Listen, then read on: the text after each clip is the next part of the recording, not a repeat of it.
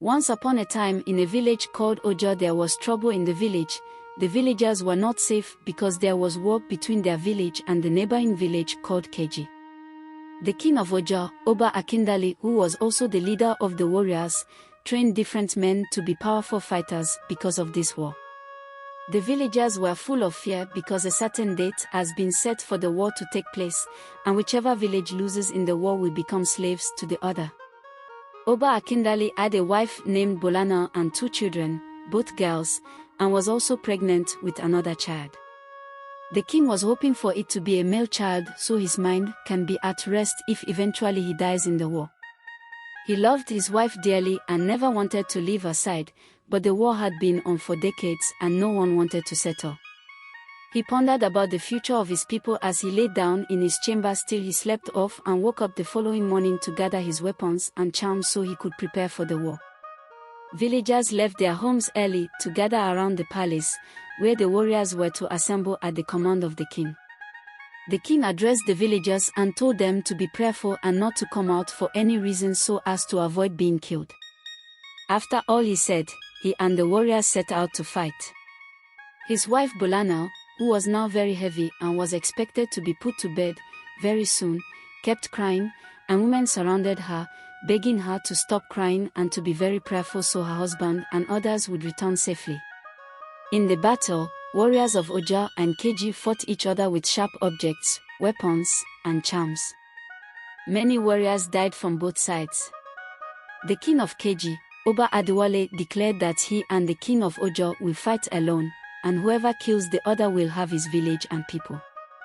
They both agreed to this challenge and faced each other with the fearful eyes of the warriors, praying for their king not to be defeated. Oba Akindale got stabbed but managed to escape into the bush. Thinking he was dead, the warriors of Keji invaded the whole village and captured the people. Some, while trying to escape, got killed, while others were taken to their village, including the king's wife and children, to become slaves. Meanwhile, Oba Akindale got rescued by a hunter from another village who took him home and treated him till he got well. He helped the people in the village with agriculture and many other useful things that they got very fond of, and even the men volunteered to help him get his kingdom back. After a week of being captured, Bolana put to bed a bouncing baby boy she named Abidemi.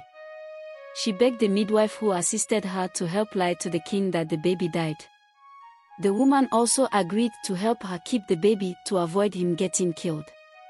The woman agreed, and gave the child to her daughter to take home. She went to see King Adewale, and she lied to him the child died. The king ordered them to throw the child in the river. The child grew up under the care of this nice woman called Moremi while his father kept preparing on how to get his kingdom and people back. Oba Akindale decided it was time to go back and claim his people. At this time, Abidemi was already 10 years old, and his wife Bolana and other villagers had given up on even getting rescued one day. He invaded the village of Keji unexpectedly and went straight to the palace with his warriors. At this point, he was already very powerful and had a lot of charms and weapons he could use to fight at his disposal, and he could defeat thousands of people with them. When he got to the palace, he met his wife, a whole queen of Oja, sweeping the palace compound. He started crying when he saw her and even got so angry that he stormed into the palace and started killing the king's guards.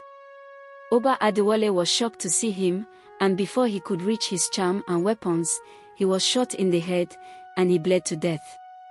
When the people of Keji heard that their king had been killed by the king of Oja, who they all thought was dead, they tried escaping, some ran into the bush, and some tried facing the warriors, but they were killed. They were all captured, and he dominated the village and rescued his people, and they all united and celebrated the return of their king. Queen Bolana told him about the child. He sent for the Moremi, who helped her and rewarded her. Apart from releasing Moremi from being a slave, he asked her what she wanted in return for her kindness, and she pleaded with him to unite both kingdoms together. Oba Akindale got angry and sent her out of his palace. Queen Bolana pleaded with him to do as the woman wants, that she did them a great favor, and if not for her, they wouldn't have an heir to the throne. He thought about it and remembered a dream he had while he was away about the war ending in his time. He finally agreed to it and united both kingdoms, and the village was renamed Morenikeji.